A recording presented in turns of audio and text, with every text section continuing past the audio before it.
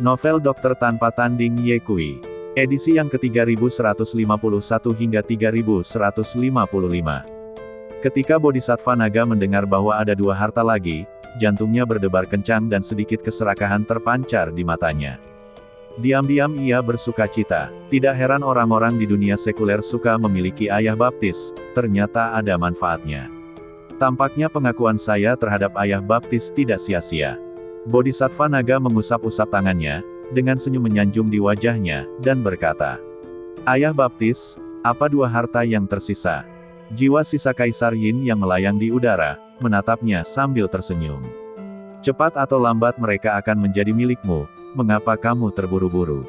Sebelum dia selesai berbicara, jiwa yang tersisa telah melayang ke kedalaman gua. "Ikuti aku." Bodhisattva Naga mengikutinya dengan tergesa-gesa, namun bergumam dalam hatinya. Dewa tua ini benar-benar pandai membuat orang penasaran. Bodhisattva Naga mengikuti sisa jiwa Kaisar Yin Yang dan berjalan di sepanjang gua yang dalam. Tetesan air dingin merembes keluar dari dinding gua, dan suara tetesan itu terdengar sangat keras di tengah kesunyian. Setelah berjalan sekitar setengah jam, sebuah pintu batu yang berat tiba-tiba muncul di depan mereka. Di gerbang batu, ada 4 karakter berdarah yang mengagetkan. Pelanggar akan dibunuh. Bodhisattva Naga gemetar seluruh badannya, dan keempat huruf itu tampak menjadi hidup, berubah menjadi 4 ular darah yang mengebor ke dalam pupilnya. Untuk sesaat, dia seperti melihat tumpukan mahiyat dan lautan darah, dengan banyak sekali orang kuat yang berjuang dan meratap di lautan darah. Perasaan tercekik datang bagai air pasang, dan kaki Bodhisattva Naga menjadi lemah dan dia hampir jatuh ke tanah. Jiwa sisa Kaisar Yin yang terkekeh dan berkata, 4 kata ini ditulis olehku dengan darah seorang kaisar semu saat itu. Kata-kata itu mengandung kebencian dari orang kuat itu. Aku khawatir seseorang akan masuk ke tempat ini di masa depan, jadi aku meninggalkan kata-kata ini untuk menakut-nakuti orang. Keringat dingin mengucur di dahi Bodhisattva Naga, dan dia mengumpat dalam hatinya, orang tua abadi ini begitu malas, sampai-sampai dia harus menggunakan darah seorang kaisar semu untuk menulis sepatah kata saja. Jiwa sisa Kaisar Yin yang membuat segel dengan tangannya dan melantunkan mantra yang tidak jelas. Sesaat kemudian, dia menekankan telapak tangannya pada pintu batu. Ledakan! Pintu batu itu hancur. Ketika asap dan debu menghilang, pintu batu lain yang identik terlihat, dengan 4 kata berdarah yang sama pelanggar akan mati terukir di atasnya. Ini, Bodhisattva Naga membelalakkan matanya. Jiwa Kaisar Yin yang tersisa tertawa dan berkata, saya juga meninggalkan 4 kata ini, dan tujuannya adalah untuk menakut-nakuti orang. Setelah itu, ia membentuk segel dan membacakan mantra lagi untuk mendobrak pintu batu kedua. Namun, setelah pintu batu kedua hancur, pintu batu ketiga segera muncul, dengan 4 kata berdarah mengerikan masih terukir di atasnya. Bodhisattva Naga tertegun dan berpikir, bukankah dewa tua ini terlalu berhati-hati? Jiwa sisa Kaisar Yin yang tampaknya mengetahui apa yang dipikirkan Bodhisattva Naga. Dia menjelaskan sambil mendobrak pintu. Dulu aku punya terlalu banyak musuh, jadi aku harus berhati-hati. Masing-masing dari 18 pintu batu ini punya batasan. Kalau kamu mendobrak dengan paksa, bahkan seorang kaisar semu pun akan kehilangan lapisan kulitnya. Berapa harganya? 18. Bodhisattva Naga hampir menggigit lidahnya. Menyaksikan sisa jiwa Kaisar Yin yang menerobos pintu-pintu batu satu demi satu, perasaan gelisah tiba-tiba timbul dalam hati Bodhisattva Naga.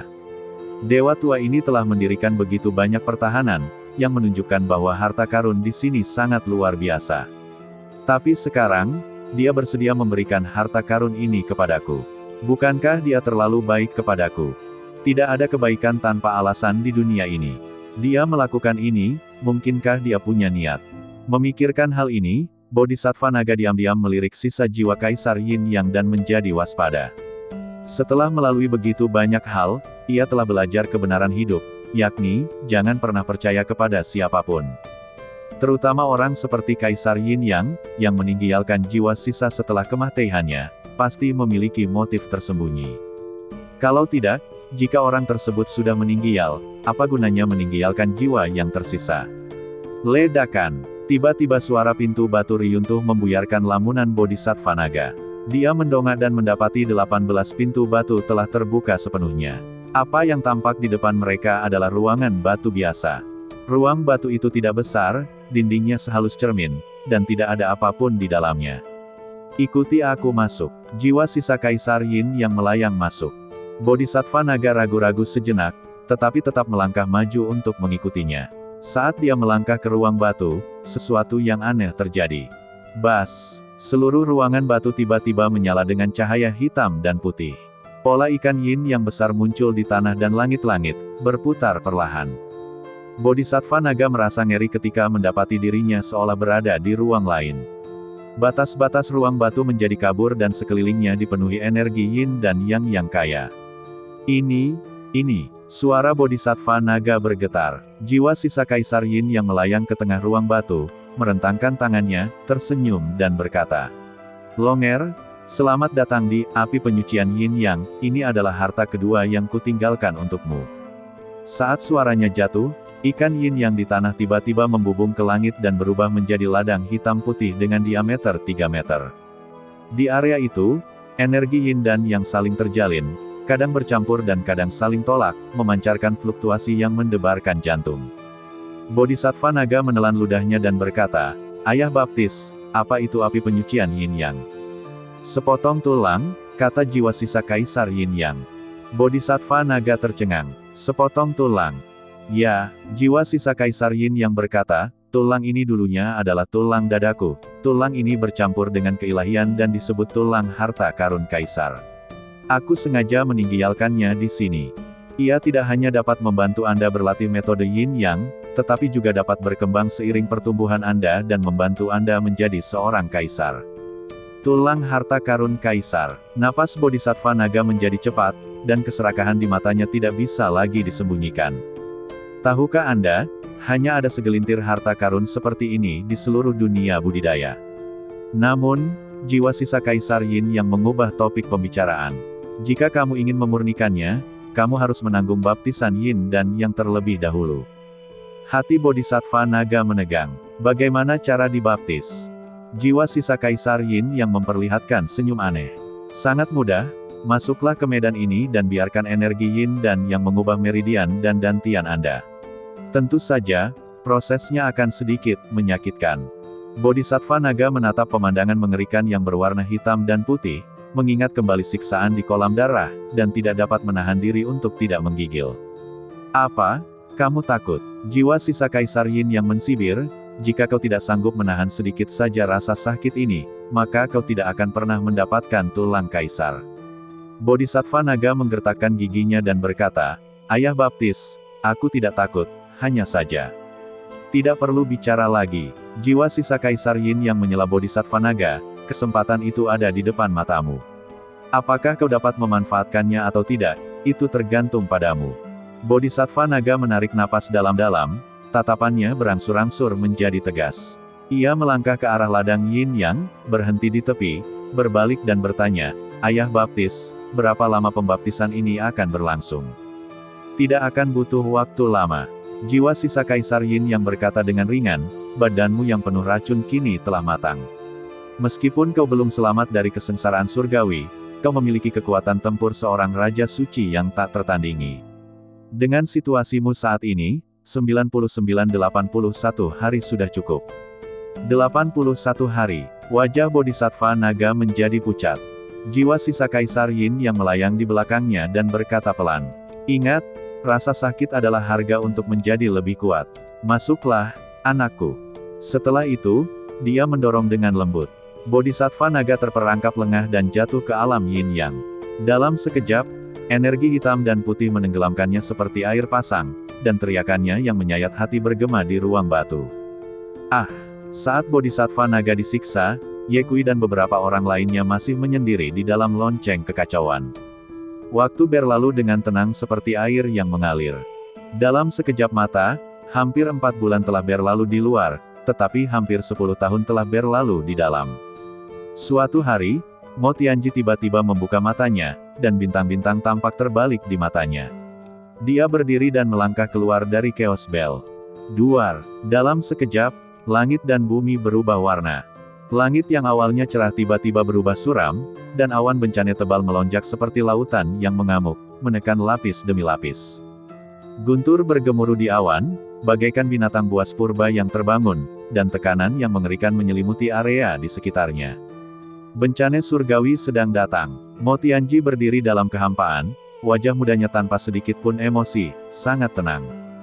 Dia menatap awan bencana dengan senyum tipis di wajahnya. Ini adalah kesempatan bagus untuk mencoba keefektifan retret ini. Hindari guntur. Begitu Mo Tianji selesai bicara, guntur pertama menyambar dengan suara dentuman keras, namun saat hendak menghantamnya, guntur itu tiba-tiba membelok dan melewatinya. Ledakan, ledakan, ledakan. Beberapa guntur menyambar secara bertubi-tubi, namun tanpa terkecuali, semuanya terpengaruh oleh kekuatan kata-kata dan meleset dari sasaran. Malapetaka surgawi itu nampaknya makin mengamuk, bergejolak bahkan makin hebat. Sinar guntur dewa penghancur dunia tiba-tiba mengembun, merobek langit dan menghantam. Tatapan mata Mo Tianji terfokus, tangannya membentuk segel, dan berbisik. Sungai panjang takdir, lindungi badan asliku. Dalam sekejap, sungai panjang yang ilusif muncul dari badannya. Guntur ilahi menyambar sungai, namun bagaikan seekor sapi lumpur yang memasuki laut, dan lenyap menjadi ketiadaan oleh kekuatan takdir. Hal ini berlangsung selama setengah menit, kemudian awan bencana menghilang dan langit menjadi cerah kembali. Aura di sekitar Mo Tianji tiba-tiba melonjak, dan dia melangkah ke alam Raja Suci yang tak tertandingi.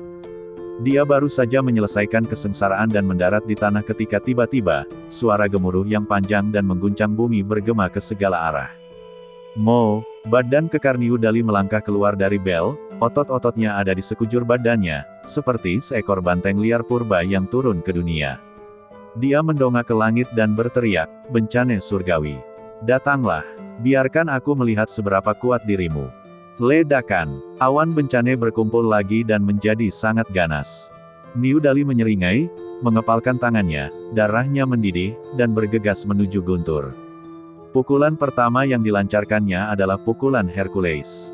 Hanya untuk menguji kemampuanku. Ledakan, Niu Dali melancarkan pukulan keras terhadap guntur, kekuatan tinjunya berbenturan dengan guntur, memancarkan cahaya yang menyilaukan.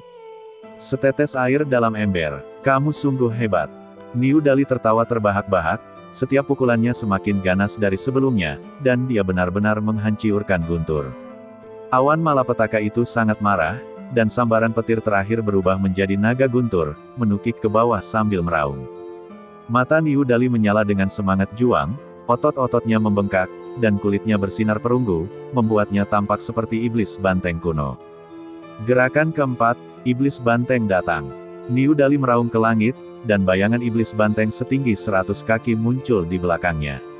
Dia menghantamkan tinjunya dan menyerang naga petir dengan ganas. Ledakan, bumi bergetar dan petir menyambar. Saat asap dan debu menghilang, seluruh badan Niu Dali hangus, tetapi dia masih berdiri sambil menyeringai. Keren. Awan malapetaka pun sirna dan dia pun berhasil melangkah ke ranah Raja Suci yang tiada taraf. Ketika mendarat di tanah, Mo Tianji tidak dapat menahan diri untuk bertanya. Saudara Dali, bagaimana mungkin ada jurus keempat dalam tinju Hercules? Mengapa saya tidak pernah mendengarnya? Niu Dali menyeringai dan berkata, saya menciptakannya sendiri. Luar biasa. Mo Tianji sedikit terkejut. Niu Dali biasanya tampak tidak terlalu pintar, tetapi dia tidak menyangka bahwa dia bisa menciptakan gerakannya sendiri. Tianji, selamat telah memasuki alam Raja Suci yang tak tertandingi. Niu Dali berseru, hanya ada beberapa Raja Suci yang tak tertandingi seusiamu di seluruh dunia kultivasi. Kau bisa disebut jenius sepanjang masa.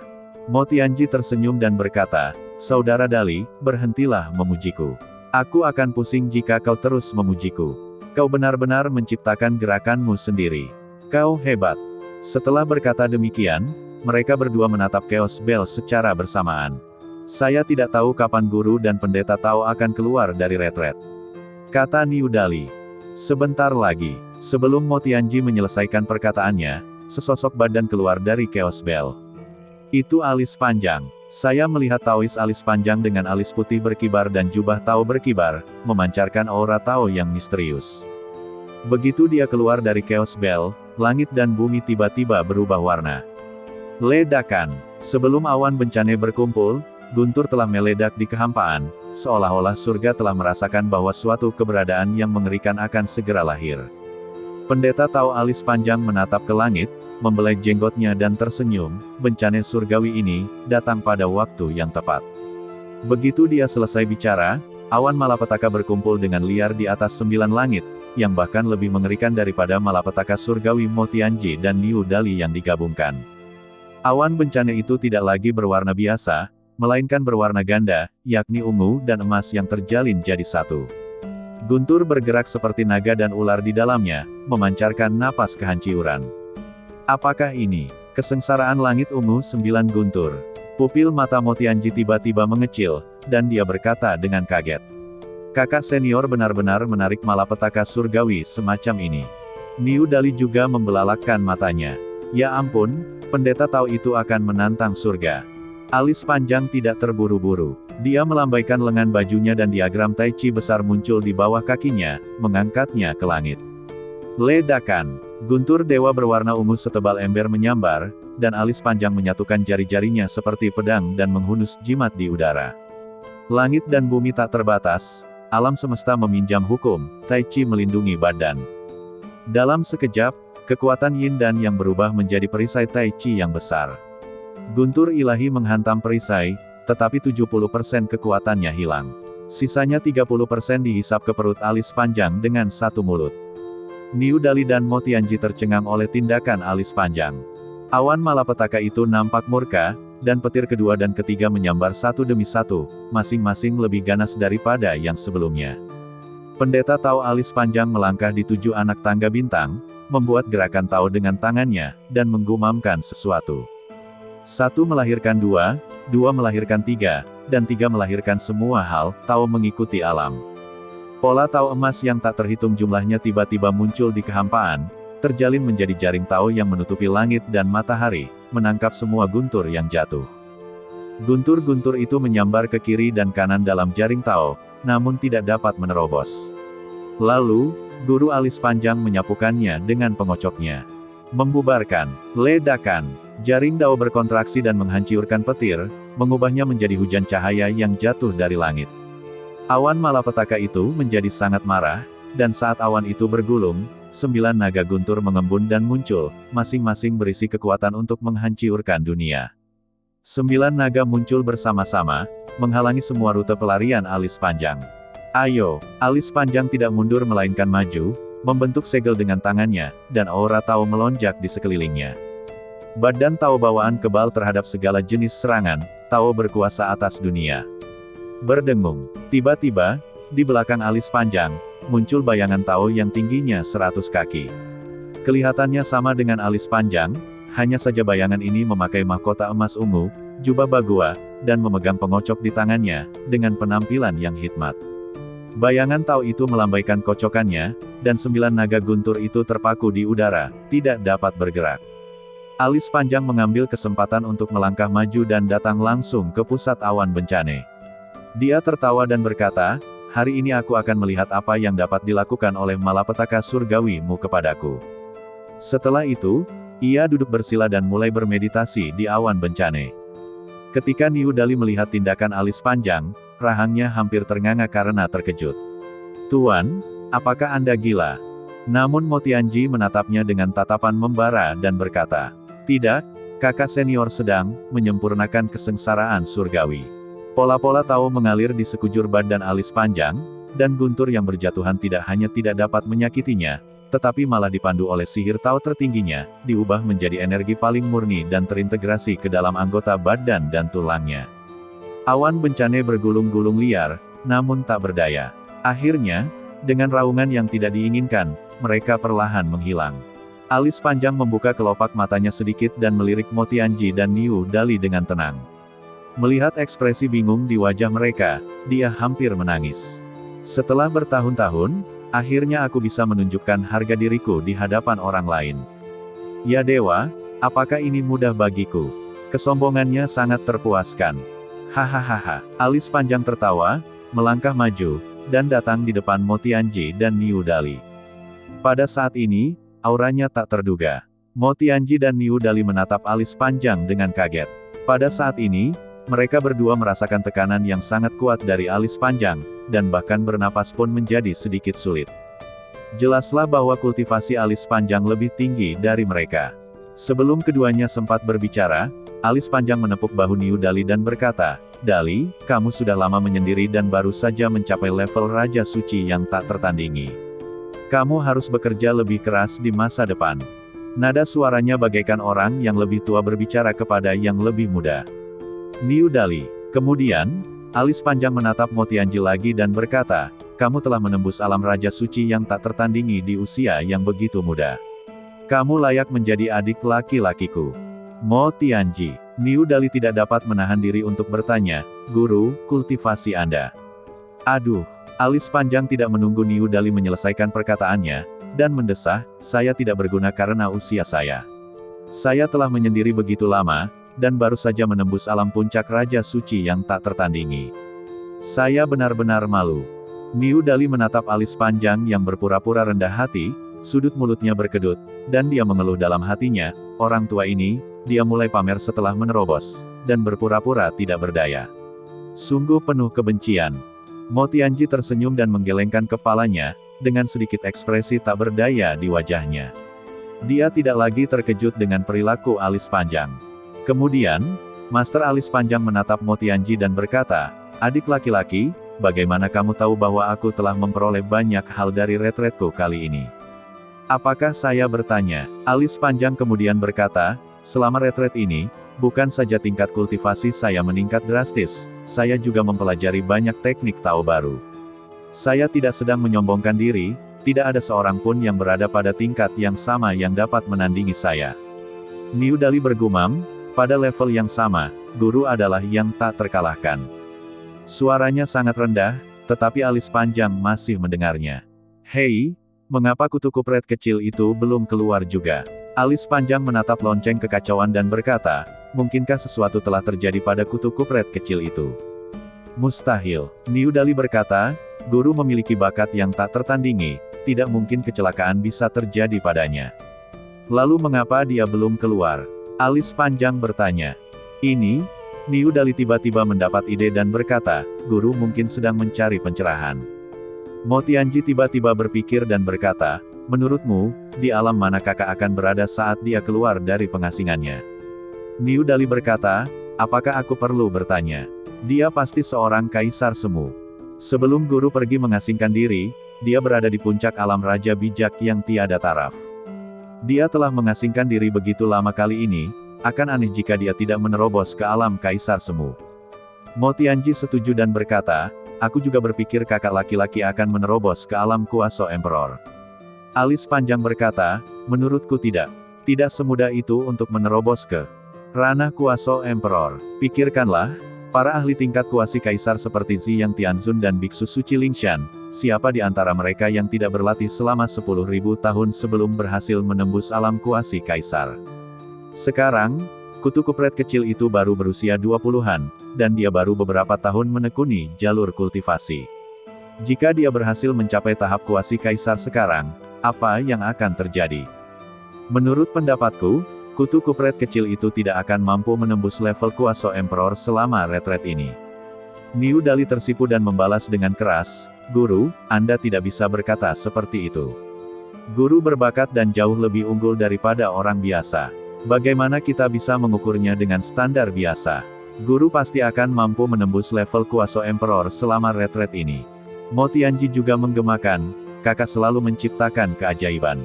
Aku yakin kali ini tidak akan berbeda." Alis panjang menyilangkan lengannya di dada dengan senyum tidak setuju di wajahnya.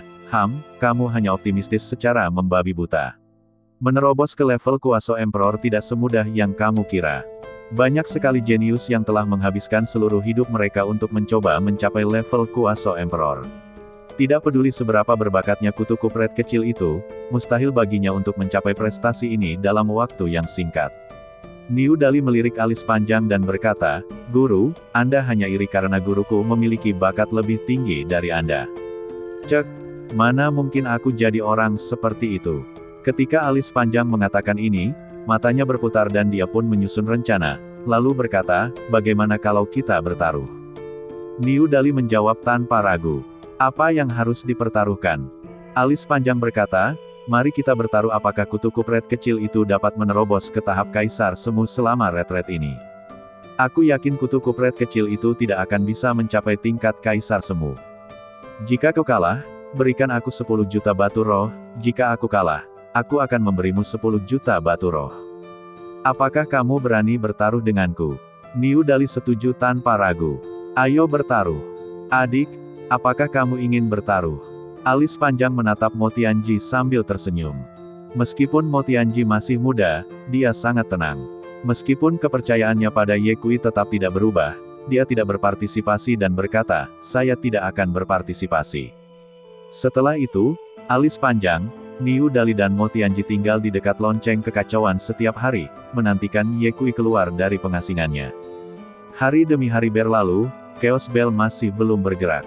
Niu Dali tidak dapat menahan perasaan cemas, tetapi dia masih yakin bahwa Ye Kui dapat berhasil menerobos. Akhirnya, pada suatu malam yang diliputi kilat dan guntur, lonceng kekacauan tiba-tiba bergetar hebat, dan sinar cahaya misterius keluar dari lonceng itu dan melesat langsung ke langit. Niu Dali melompat kegirangan dan berteriak, lihat, guru keluar dari pengasingannya. Kali ini, guru pasti bisa menembus ke tingkat kaisar semu. Mata Mo Tianji juga berkilat penuh kegembiraan saat dia menatap lonceng kekacauan. Ekspresi Taois alis panjang sedikit berubah, tetapi dia berkata, dia bahkan belum keluar, dan kamu mengatakan dia telah membuat terobosan. Ini disebut kepercayaan diri yang membabi buta. Sebenarnya dia sangat gugup. Dia tahu bakat Ye Kui lebih dari siapapun. Hanya dalam beberapa tahun saja, dia berubah dari seseorang yang tidak memiliki keterampilan bela diri apapun menjadi orang yang memulai jalan menuju keabadian. Ia juga melampaui monster tua yang tak terhitung jumlahnya yang telah berlatih selama ribuan tahun dan menjadi raja suci yang tak tertandingi, orang kuat tingkat atas. Seorang jenius yang tak tertandingi seperti itu hanya dapat digambarkan sebagai menakjubkan dan cemerlang. Guru alis panjang juga percaya bahwa Ye Kui akan mampu mencapai pencerahan dan menjadi seorang kaisar di masa depan, tetapi dia masih berharap agar Ye Kui tidak akan mencapai terobosan secepat itu. Bagaimanapun, terobosan Ye Kui terlalu cepat. Jadi kapan dia bisa membalas Ye Kui? Kali ini, dia akhirnya berhasil menembus alam puncak Raja Suci yang tak tertandingi, dan manusia sejati alis panjang masih ingin bersaing dengan Ye Kui. Pada saat ini, duar, dengan suara keras, lonceng kekacauan melesat ke angkasa dan tak lama kemudian, bayangan putih muncul di hadapan semua orang. Ye Kui keluar. Melihat Ye Kui keluar dari tempat peristirahatan, alis panjang, Niu Dali, dan Mo Tianji, 6 mata, semuanya menatap Ye Kui. Namun, Ye Kui berpakaian putih, dan selain tampak lebih tampan, dia tampak biasa saja dalam aspek lain, bahkan tanpa sedikit pun jejak keagungan. Ye Kui bahkan memberi mereka perasaan bahwa dia lebih biasa daripada orang biasa. Mereka bertiga tidak dapat melihat tingkat kultivasi Ye Kui sama sekali. Bagaimana ini bisa terjadi? Wajah Niu Dali penuh dengan keterkejutan, matanya terbelalak, dan dia bergumam sendiri karena tidak percaya. Mo Tianji juga sama terkejutnya, alisnya berkerut, dan dia berbisik. Apakah benar-benar ada yang salah selama retret kakak? Alis panjang juga mengerutkan kening tanpa sadar. Walaupun dia tidak ingin Ye Kui menerobos alam kuasa Emperor secepat itu, dia juga tidak ingin melihat Ye Kui mengalami kecelakaan lebih parah lagi. Pada saat ini, Ye Kui mengulurkan tangannya, dan lonceng kekacauan dengan cepat menyusut dan mendarat dengan mantap di telapak tangannya. Ye Kui menatap lonceng kekacauan di tangannya dan mendesah. Aduh! Mendengar desahan ini, Mo Tianji dan 2 orang lainnya merasakan firasat buruk di hati mereka, dan perasaan tidak nyaman pun semakin kuat. Ye Kui menyimpan lonceng kekacauan, lalu berjalan ke arah ketiga orang itu dan berkata, sepertinya kalian telah memperoleh banyak hal dari retret ini. Selamat. Alis panjang tidak dapat menahan diri dan bertanya dengan tidak sabar, kutu kupret kecil, ada apa denganmu? Kultivasimu.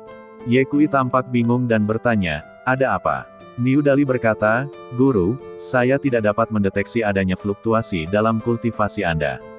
Mungkinkah kultivasi Anda? Melihat ekspresi khawatir Niu Dali, Ye Kui langsung mengerti dan berkata sambil tersenyum, jangan khawatir, tidak ada masalah dengan kultivasi saya. Saya hanya menyembunyikannya. Benar-benar, Mo Tianji bertanya setengah ragu. Ye Kui menjawab dengan tegas. Tentu saja benar. Mendengar hal itu, hati ketiga orang yang bimbang akhirnya tenang. Niu Dali menatap ke langit, namun tidak menemukan tanda-tanda malapetaka surgawi. Maka, ia bertanya dengan rasa ingin tahu, "Guru, bukankah alammu membaik selama retret ini?" "Tidak," Ye Kui mengakui dengan terus terang, lalu mendesah, "Alam kuasa kaisar tidak begitu mudah untuk ditembus." Mendengar ini, alis panjang tiba-tiba tertawa, dengan ekspresi puas di wajahnya, dan berkata, "Apa yang kukatakan sebelumnya? Aku tahu bahwa kutu kupret kecil itu tidak dapat menerobos ke alam kuasi kaisar. Dali, berikan padaku dengan cepat." Niu Dali dengan enggan mengeluarkan cincin luar angkasa dan melemparkannya ke alis panjang. Melihat ini, Ye Kui bertanya, "Apa yang terjadi?" Mo Tianji menceritakan segalanya kepada Ye Kui tentang taruhan antara alis panjang dan Niu Dali. Setelah mendengarkan, Ye Kui menatap alis panjang dan berkata, "Orang tua, kamu tidak adil. Kamu tahu bahwa aku tidak bisa menerobos, tetapi kamu masih bertaruh dengan Dali. Bukankah kamu sengaja mencoba menipunya?" Alis panjang tersenyum dan berkata, "Dasar kutu kupret kecil, kau tidak boleh berkata seperti itu. Dalilah yang berani bertaruh denganku." Ye Kui berkata, "Kamu memiliki begitu banyak batu roh, mengapa kamu tidak melepaskan batu roh Dali?" Alis panjang tersenyum dan berkata, "Kamu bersedia menerima kekalahan. Itu bukan salahku. Lagi pula, batu-batu roh ini ada di Dali, dan dia mungkin akan kehilangannya suatu hari nanti. Lebih baik aku menyimpannya untuknya." "Malu padamu." Niu Dali mengumpat dengan suara rendah. Alis panjang bertindak seolah-olah dia tidak mendengar apapun dan menatap Ye Kui dan berkata, "Apa yang kamu lakukan di tempat terpencil ini? Mengapa kamu belum membuat terobosan?" Ye Kui menjawab, "Apa yang saya pelajari sebelumnya cukup beragam. Kali ini, saya lebih banyak mengatur hal-hal yang saya pelajari sebelumnya. Hanya, butuh waktu 10 tahun. Alis panjang merasa luar biasa. Ye Kui berkata, "Sejujurnya, aku belum selesai memilahnya." Alis panjang berkata, "Dasar kutu kupret kecil, aku tidak mengatakan hal buruk tentangmu, kau hanya membuang-buang waktumu." Ye Kui berkata, "Menurutku itu cukup berarti." "Apa maksudnya?" Alis panjang berkata, "Dengan bakatmu, jika kamu berlatih dengan konsentrasi dalam 10 tahun, kamu mungkin dapat menerobos ke alam kuasa Emperor. Bahkan jika kamu tidak dapat menerobos, kamu dapat mencapai ambang batas kuasa Emperor. Sekarang, kamu telah menghabiskan 10 tahun terakhir memilah-milah hal-hal yang tidak berguna itu, dan kultivasimu tidak mengalami kemajuan. Lihat aku lagi, aku sudah berhasil mencapai puncak alam Raja Suci." "Benar-benar." Ye Kui mengamati alis panjang dari atas ke bawah selama beberapa saat, lalu berkata dengan heran, "Sebelumnya aku tidak menyadarinya, tetapi setelah mendengar apa yang kau katakan, aku menyadari bahwa kau telah berhasil mencapai puncak alam Sein King. Orang tua, kau hebat. Benarkah? Tidakkah kau lihat siapa aku?" Alis panjang berkata dengan bangga, "Dasar kutu kupret kecil, selama retret ini, kultivasiku tidak hanya meningkat pesat, tetapi aku juga telah mempelajari banyak teknik Tao. Aku tidak sedang menyombongkan diri, tetapi kau mungkin bukan lawanku sekarang. Apakah ini benar?" Ye Kui tampak ragu. "Apa? Kamu tidak percaya?"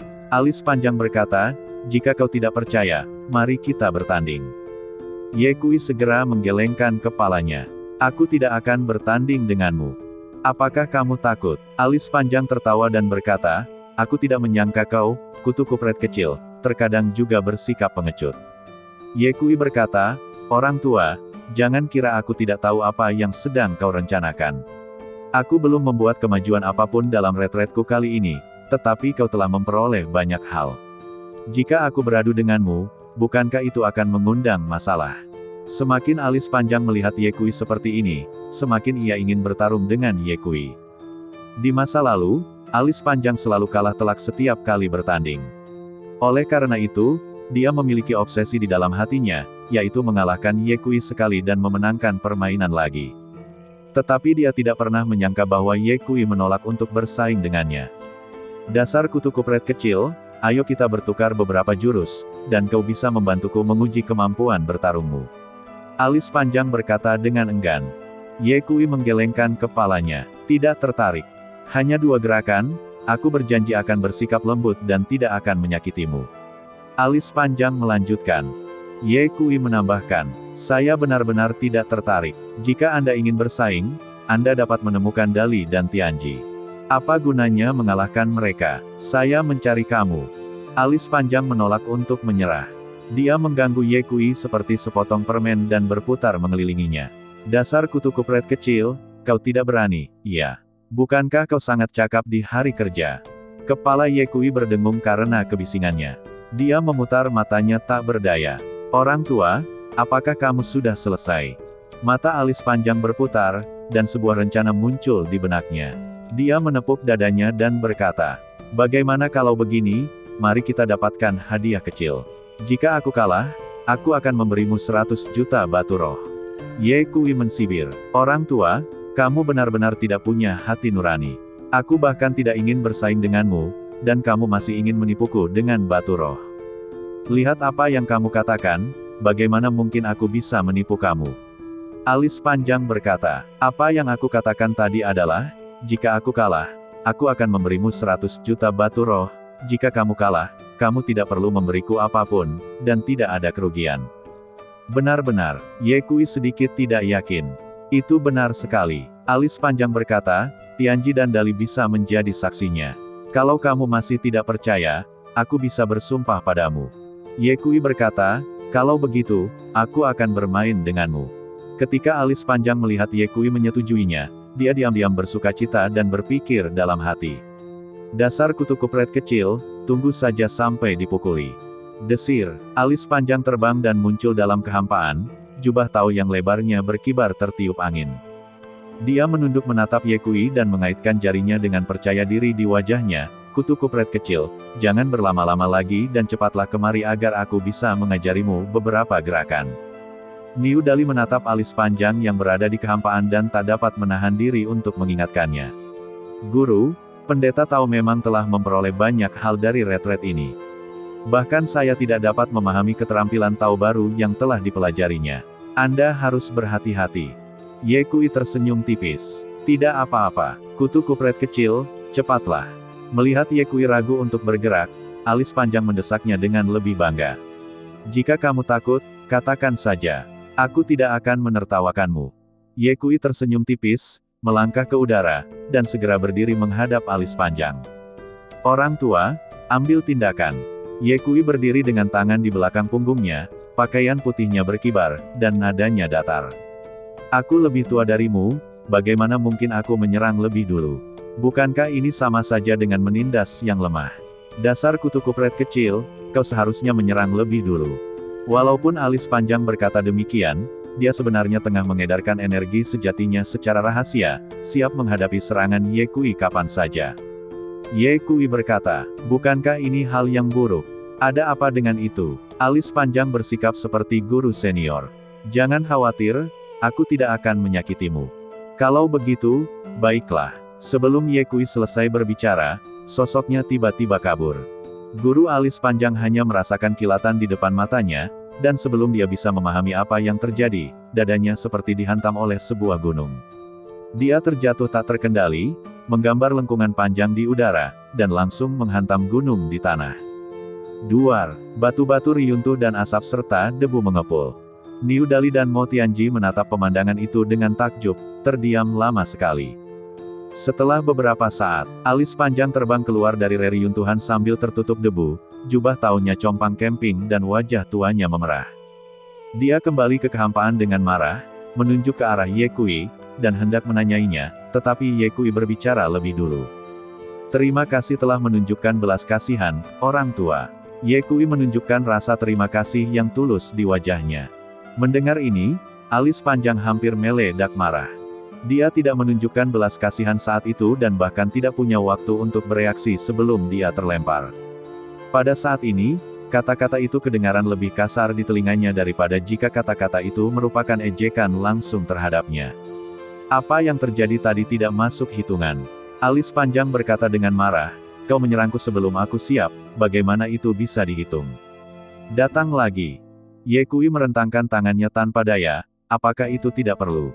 Tidak, kita harus datang lagi. Alis panjang tak kenal lelah, dengan kilatan keengganan untuk mengakui kekalahan di matanya. Dia akhirnya berhasil mencapai alam puncak Raja Suci dan ingin pamer di depan Ye Kui, tetapi dia menderita kerugian besar begitu mereka mulai bertarung. Bagaimana dia bisa menerima ini? Ye Kui menatap ekspresi keras kepala alis panjang dan berkata tanpa daya. Baiklah, aku akan bertarung denganmu untuk beberapa gerakan lagi. Kali ini, alis panjang belajar pelajarannya. Dia tidak lagi sombong, melainkan mengambil inisiatif menyerang, dengan cepat membentuk segel dengan tangannya dan menggumamkan sesuatu. Langit dan bumi tak terbatas, alam semesta meminjam hukum, guntur ilahi 9 surga, patuhi perintahku. Saat suara alis panjang jatuh, terdengar suara ledakan, langit yang awalnya cerah tiba-tiba tertutup awan gelap, dan guntur ungu setebal ember jatuh dari awan. Masing-masing dari mereka secara akurat mengunci Ye Kui.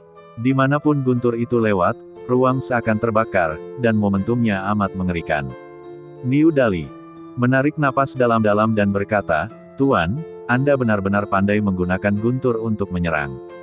Mata Mo Tianji berkilat kaget, lalu berkata, sepertinya kakak telah memperoleh banyak hal dari retret ini. Namun, menghadapi guntur yang sangat keras, Ye Kui berdiri tak bergerak, bahkan tanpa mengangkat kelopak matanya. Segera setelah itu, sebuah kejadian aneh terjadi. Guntur ungu yang dahsyat itu tiba-tiba menghilang tanpa suara saat berada 3 kaki dari kepala Ye Kui, seolah-olah ditelan oleh suatu kekuatan tak terlihat. Apa? Alis panjang menatap pemandangan itu dengan mata terbelalak tak percaya. Dia tidak percaya pada kejahatan dan membentuk segel lagi, beralih ke teknik Tao yang lebih kuat. Yin dan yang terbalik, 5 elemen terbalik, perintah. 5 cahaya ilahi dengan warna berbeda meledak dari ujung jari alis panjang. Kekuatan 5 unsur yaitu emas, kayu, air, api dan tanah saling terkait membentuk seberkas cahaya yang menyilaukan. Bahkan kekosongan pun mulai terdistorsi dimanapun ia lewat. Gerakan ini sangatlah kuat. Tanpa diduga, seberkas cahaya yang menakutkan ini menghilang secara aneh saat mendekati Ye Kui, seperti setetes air yang jatuh ke laut tanpa menimbulkan riak apapun. Keringat mulai muncul di dahi alis panjang. Dia menggertakkan giginya dan menggunakan jurus khususnya. Sekte misterius langit dan bumi, asal-muasal semua ki, formasi pedang pembunuh iblis tertinggi. Alis panjang segera membentuk segel dengan tangannya, dan 3 hantu pedang Tao kuno muncul di belakangnya, masing-masing memancarkan fluktuasi yang mendebarkan jantung. Pergi. Dengan lambaian jari alis panjang, 3 pedang Tao berubah menjadi aliran cahaya dan menusuk Ye Kui dari 3 sudut berbeda.